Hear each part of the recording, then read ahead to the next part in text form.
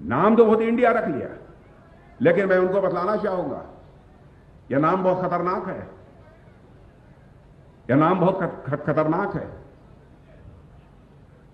हम लोगों ने भी एक बार शाइनिंग इंडिया का नारा दिया था बहनों भाइयों, हम हार गए थे, और आपने यह भी इंडिया बना लिया। आपकी हार निश्चित है बहनों भाई, पक्की है। और सनातन धर्म का के ऊपर भी चोट पहुंचाई जा रही है। इन्हीं के गठबंधन के लोगों ने, डीएमके ने चोट पहुंचाई है, और इस पर कांग्रेस चुप्पी साफ कर बैठी हुई है। मैं गहलोत साहब से कहना चाहता हूं, आप क्यों नहीं बोलते? क्यों नहीं सोनिया जी बोलती? क्यों नहीं राहुल जी बोलते? क्यों नहीं खड़गे बोलते कि सनातन धर्म के बारे में आपकी सोच क्या है? और बहनों भाइयों, सनातन धर्म का जहां तक सवाल है, इसको केवल पूजा पद्धति के साथ जोड़कर नहीं देखा जा सकता है। सनातन धर्म, यह सनातन नित्य नूतन है, चिर पुरातन है, न इसका कोई जन्म है न कोई अंत है। और यह सनातन धर्म ऐसा है जो पूरे विश्व को अपना परिवार मानते हुए वसुधैव कुटुंबकम का संदेश यदि कोई धर्म देता है तो यह सनातन धर्म ही देता है। चींटी को भी आटा खिलाकर उसके दीर्घजीवी होने की कामना यदि कोई धर्म करता है तो वह सनातन धर्म करता है। यह भी हमारे कांग्रेस के मित्रों को समझना चाहिए।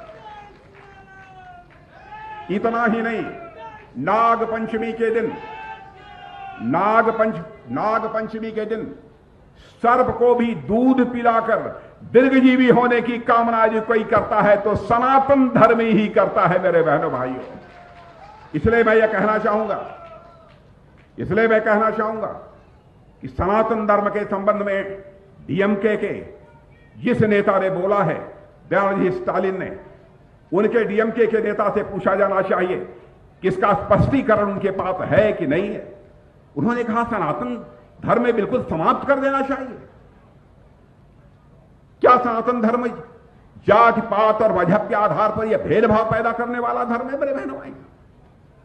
सनातन धर्म ऐसा है जो यह संदेश देता है वसुधैव कुटुंबकम का। सनातन धर्म यह संदेश देता है यत पिंडे तद ब्रह्मांडे, जो पिंड में है वही ब्रह्मांड में है, जो जड़ में है वही चेतन में है, जो छोटे में है वही बड़े में है, जो मेरे में है वही तेरे में है। यह संदेश देने वाला यदि कोई धर्म है तो वह सनातन धर्म है।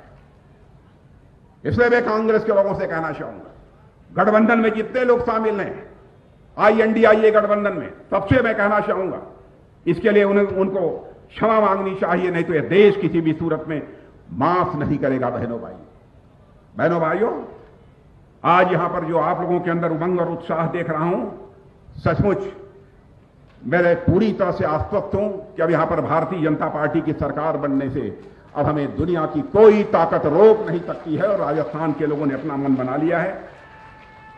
इसलिए आज के अवसर पर एक बात और मैं कहना चाहता हूं कि बहनों भाइयों, भारत की प्रतिष्ठा सारी दुनिया में अब बढ़ गई है। भारत अब पहले जैसा भारत नहीं रहा। और मैं एक उदाहरण देना चाहता हूं। कोरोना का संकट आपने देखा। कोरोना के संकट में के पहले हमारे यहां टीका लगाने वाली वैक्सीन नहीं बनती थी। हमारे प्रधानमंत्री मोदी जी ने तुरंत वैज्ञानिकों का आह्वान किया, वैज्ञानिकों की हौसला अफजाई की, और वैज्ञानिकों ने कहा कि हम संकल्प लेते हैं कि कोरोना के संकट से निकलने के लिए हम वैक्सीन भारत में तैयार करेंगे और अपने हाथों से तैयार करेंगे। और वैज्ञानिकों ने वह करिश्मा करके दिखा दिया। और दुनिया के आपको आश्चर्य होगा कि भारत में जितने लोगों को कोरोना का टीका लगा है, जितनी डोजेज लगी हैं, दुनिया के किसी भी देश में उतनी डोजेज कोरोना की नहीं लगी हैं जितनी की भारत में लगी है। और आज हमारे भारत की स्थिति वैक्सीन के मामले में ऐसी बन गई, टीका के मामले में, कि हम दुनिया के दूसरे देशों को, मेरे बहनों भाइयों, दुनिया के दूसरे देशों को, लगभग 100 देशों को हम लोगों ने भारत के वैज्ञानिकों द्वारा बनाए गए वैक्सीन को, टीके को, उनको भेजने का काम किया है। यह हैसियत भारत की बनी है। और आपने देखा इस समय रूस और यूक्रेन का युद्ध चल रहा है। यूक्रेन में हमारे लगभग हजारों, 23,000, 24,000 ऐसे बच्चे जो पढ़ाई लिखाई करने गए थे, वो फंसे हुए थे। उनके सारे माता पिता यहां कहते थे, मोदी जी चाहे जो कुछ भी हो जाए, यूक्रेन से हमारे बच्चों को सकुशल लेकर भारत की धरती पर आओ। गंभीर संकट था, जो काम दुनिया का कोई देश नहीं कर पाया वो करके हमारे प्रधानमंत्री मोदी जी ने दिखा दिया। मेरे बहनों भाई, टेलीफोन उठाया, रूस के राष्ट्रपति मिस्टर पुतिन से बात की और यूक्रेन के राष्ट्रपति मिस्टर जेलेंस्की से बात की, और इतना ही नहीं, अमेरिका के राष्ट्रपति मिस्टर बाइडेन से बात की। 4.5 घंटे के लिए युद्ध रुक गया और हमारे 23,000 वहां पढ़ने वाले छात्र भारत में आ गए। यह भारत की ताकत बनी। और मेरे बहनों भाइयों, जब तक हर राज्य के रहने वाले लोगों के द्वारा हम लोगों को संबल नहीं मिलेगा, ताकत नहीं मिलेगी, हमारी सरकारें नहीं रहेंगी राज्यों में, तब तक मैं समझता हूं कि इन सब सारी शानदार उपलब्धियों को हासिल कर पाना एक बहुत बड़ी चुनौती होती है।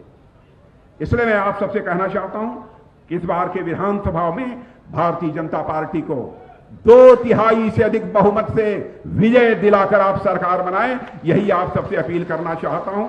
यदि आप हमारी बात से सहमत हैं तो मैं आप सबसे निवेदन करूंगा, एक बार हाथ ऊपर उठाकर तालियां बजाकर आप एक बार अपना समर्थन दे दीजिए। यही कहते हुए और आप सबको धन्यवाद देते हुए अपना निवेदन समाप्त करता हूं। जी न्यूज़।